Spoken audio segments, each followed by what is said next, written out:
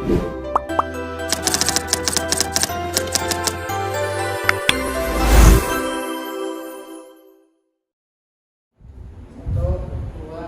dipecat belum? Udah. Assalamualaikum warahmatullahi wabarakatuh. Salam Om Swastiastu, Namo Buddhaya, salam kebajikan. Oke, pada kesempatan kali ini kelompok saya akan mempresentasikan tentang mengolah data dengan aplikasi software yaitu SPSS. Sebelum mulai materi, di sini kelompok saya akan memperkenalkan diri terlebih dahulu. Yang pertama, perkenalkan nama saya Abad Rabani, NIM saya 64231826. Nama saya Idul Irwansyah dengan NIM 6423 2003. Saya Zawah Sawati dengan NIM 64231561. Saya Densus Nida dengan NIM 64231324. Saya Kendra Putri Aulia dengan NIM 64231666. Saya Siva Jaromaira dengan NIM 64231890. Baik, selanjutnya masuk aja ke materi yang Oke, di sini saya akan menjelaskan sedikit tentang aplikasi software yaitu SPSS. SPSS singkatan dari Statistical Package for the Social Science. SPSS adalah perangkat lunak yang digunakan untuk analisis data statistik. SPSS itu menyediakan fitur untuk mengelola data, analisis statistika, dan pembuatan visualisasi data. Selanjutnya, di dalam aplikasi software SPSS terdapat hasil uji analisis data. Di sini kelompok saya akan menjelaskan ada 6 hasil uji analisis data. Yang pertama ada uji validitas, yang kedua ada uji reliabilitas, yang ketiga ada uji heteroscedasticitas, yang keempat ada uji multikolonialitas, yang kelima ada uji F atau ANOVA atau simultan, dan yang terakhir yang keenam ada uji T. Selanjutnya akan dijelaskan beberapa penjelasan dari kelompok saya. Pertama-tama saya akan menjelaskan apa itu uji validitas. Uji validitas adalah cara untuk memastikan bahwa suatu kuesioner atau pertanyaan yang sudah dibuat benar-benar sesuai dengan apa yang seharusnya ingin diukur. Tujuan dari uji validitas sendiri yakni adalah untuk memastikan bahwa suatu data yang sudah dikumpulkan dapat dipercaya dan sudah tepat. Secara teknis, uji validitas biasanya dilakukan dengan cara menghitung bilangan korelasi antara setiap pertanyaan-pertanyaan dan total skor. Jika korelasinya tinggi, maka pertanyaan tersebut sudah valid. Jika korelasinya rendah, maka pertanyaan tersebut belum valid. Singkatnya, uji validitas yaitu untuk mengecek apakah pertanyaan atau data yang sudah dibuat sesuai dengan tujuan pengukurannya. Nah, di sini ada tabel R-tabel dan juga tabel data SPSS yang telah dibuat. Pertama, kita disuruh mencari tahu apakah setiap itemnya sudah valid atau belum. Cara mengetahuinya yaitu dengan cara membandingkan antara R hitungnya dengan R tabel. Nah, kita cari tahu dulu R hitungnya itu ada di pojok sebelah kanan bagian atas, yaitu sebesar 0,847. Kita bandingkan dengan R hitungnya, kita bandingkan dengan R tabelnya yang sebelah sini, yaitu sebesar 0,3440. Karena respondennya ada 31, jadi kita pakai yang 31 dibagikan 0,05. Kita hanya perlu membandingkan R hitungnya dengan R tabel. R hitungnya yaitu sebesar 0,847 dibandingkan dengan 0,3440. Nah, dari situ sudah jelas bahwa R hitungnya lebih besar daripada R tabel. Maka item yang pertama disebut valid. Selanjutnya item yang kedua sebesar 0,832. Kita bandingkan kembali dengan R tabelnya sebesar 0,3440. Maka item kedua juga sudah valid karena R hitungnya lebih besar dibandingkan dengan R tabelnya. Selanjutnya item yang ketiga yaitu sebesar 0,886.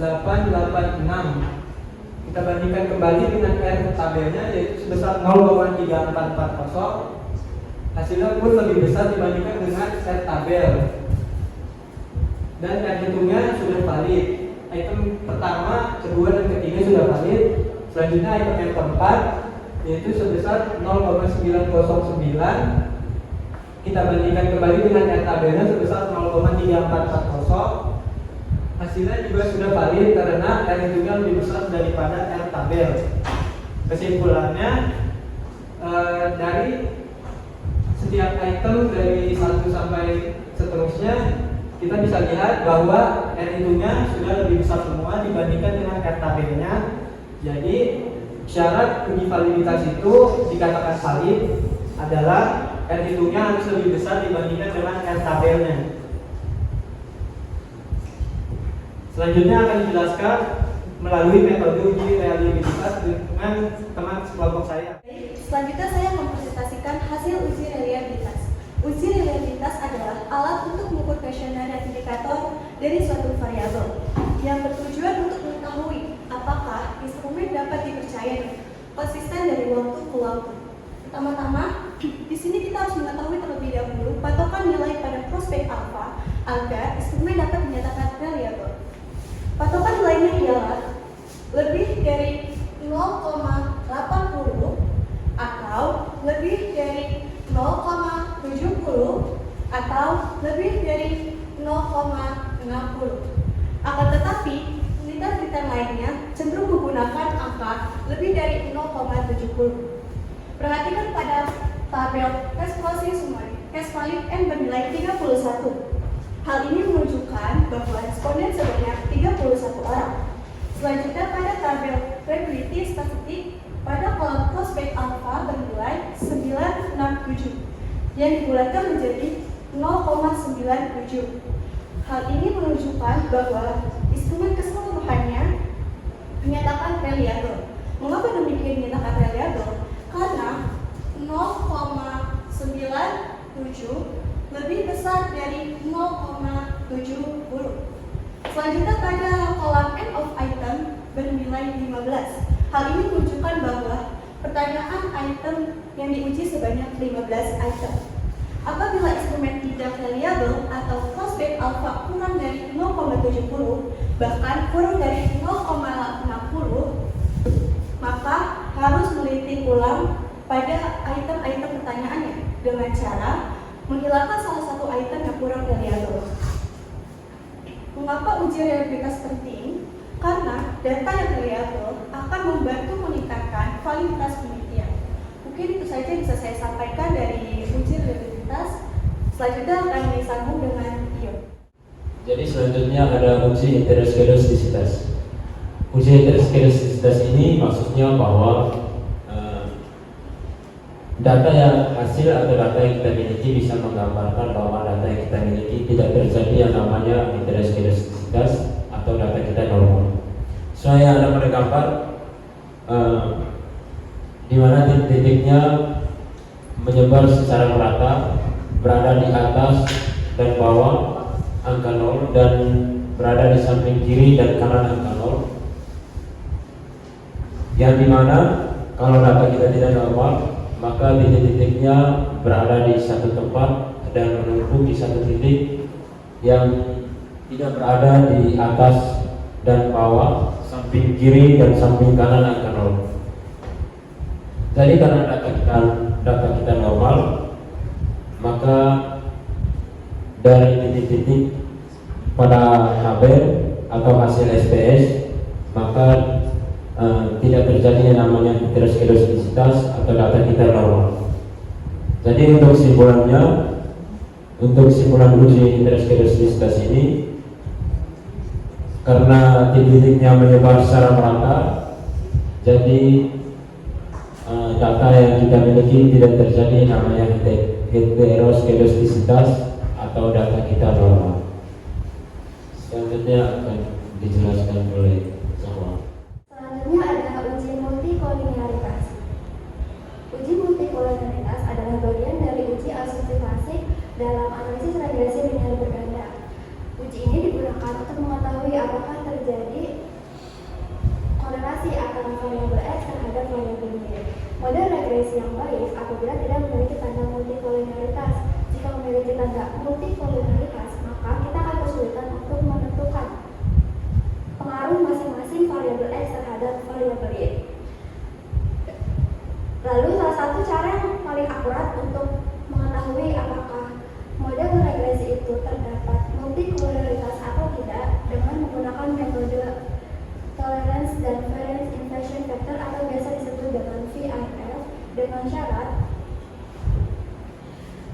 nilai toleransinya itu di atas 0,10.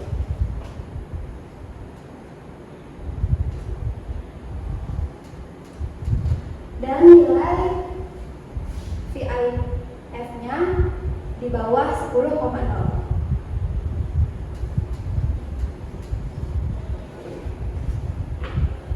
Dengan syarat ini, maka dapat dikatakan model represi bebas dari multikolonialitas. Dapat dilihat tabel pada layar, terdapat dua variabel X, yaitu persepsi kemudahan dan persepsi harga yang memiliki nilai toleransi besar 0,282 dan 0,82, yang berarti nilai toleransinya sudah lebih besar dari 0,10, dan nilai VIF-nya masing-masing ada 3.543 dan 3.543, yang berarti nilai VIF-nya kurang dari 10,0.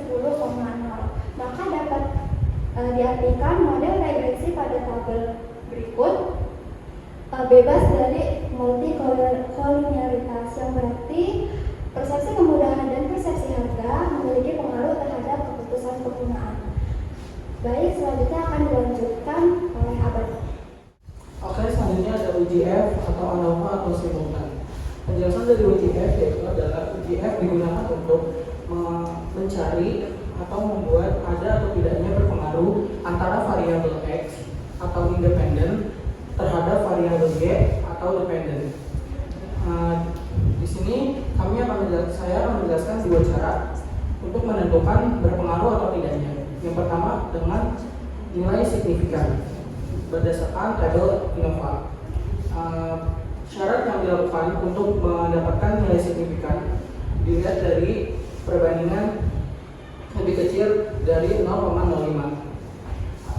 Maka jika lebih kecil dari nilai signifikan lebih kecil dari 0,05, maka hipotesis diterima atau nilai X berpengaruh terhadap nilai Y. Selanjutnya dilihat dari tabel ANOVA. Di sini sudah terlihat bahwa nilai signifikannya adalah 0,05. Maka kesimpulannya dari nilai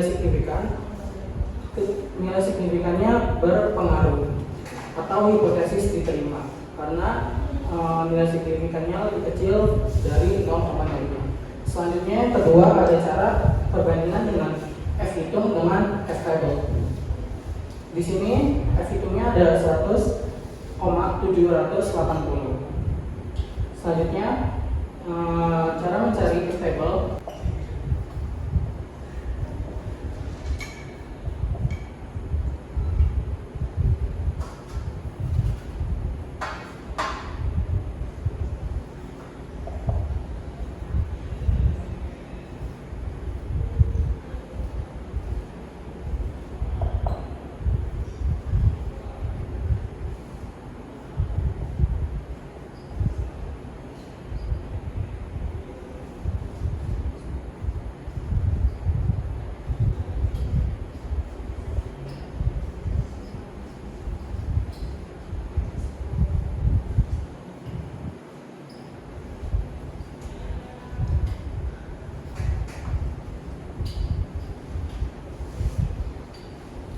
Di sini ada rumus F table. Di sini ada K itu ada dua, K itu adalah variabel X atau bebas. Lalu banding N dikurang K. N adalah jumlah responden. Yang kita pakai respondennya ada 31. Maka 31 dikurang 2 berarti 29. Di sini dapat perbandingannya 2:29. Lalu kita cari tabel di F table. Di sini ada 29. 29 banding 2, atasnya 2, bawahnya 29, yaitu 3,33. Maka dapat disimpulkan syarat dari F table dengan F hitung lebih besar dari F table. Jadi kesimpulannya 100,780 lebih besar dari 3,33. Maka hipotesis diterima. Jadi nilai X atau independen berpengaruh terhadap nilai Y atau dependen. Jadi kesimpulannya cara yang kami gunakan antara nilai signifikan dengan F table dan F hitung sama-sama berpengaruh. Jadi nilai X atau persepsi harga dengan persepsi kemudahan berpengaruh terhadap nilai Y, yaitu keputusan pengguna. Selanjutnya akan dijelaskan oleh Presiden. Selanjutnya, saya akan menjelaskan uji T. Apa itu uji T? Uji T adalah uji parametrik yang paling umum digunakan untuk membandingkan dua kelompok atau sampel. Tujuannya ini yaitu untuk menguji hipotesis terkait pengaruh dari masing-masing variabel bebas secara parsial terhadap variabel terikat. Syarat uji T ini yaitu nilai signifikasinya lebih kecil dari 0,05 dan T hitungnya lebih besar dari T table. Maka terdapat pengaruh variabel X terhadap variabel Y. Kemudian di sini ada hasil uji T pada kolom koefisien. Kita akan lihat hasil nilai signifikannya. Yang pertama ada variabel persepsi kemudahan. Nilai signifikasinya sebesar 0,002. Karena nilai 0,002 ini lebih kecil dari 0,05, maka persepsi kemudahan memiliki pengaruh terhadap keputusan penggunaan. Dan variabel yang kedua, di sini ada persepsi harga. Nilai signifikasinya sebesar 0. Karena 0 ini lebih kecil dari 0,05, maka persepsi harga memiliki pengaruh terhadap keputusan penggunaan. Karena nilai signifikasi kedua variabel ini signifikan, maka dinyatakan valid. Kemudian di sini ada kolom T hitung. Variabel persepsi kemudahan, nilai T hitungnya sebesar 3.446 dan persepsi harganya nilai T hitungnya sebesar 4.397. Karena syarat T hitung itu harus lebih besar dari T table, maka T hitung data kami ini signifikan karena T table ini 0,05-nya 2000, sedangkan di sini lebih dari 2000. Maka T hitung dari uji T ini, persepsi kemudahan dan persepsi harganya memiliki pengaruh karena lebih besar dari 0,05. Oleh karena itu dapat disimpulkan bahwa baik secara parsial maupun secara simultan, persepsi kemudahan dan persepsi harga memiliki pengaruh terhadap keputusan penggunaan. Dikasih anak cewek aja. Baik untuk kesimpulannya,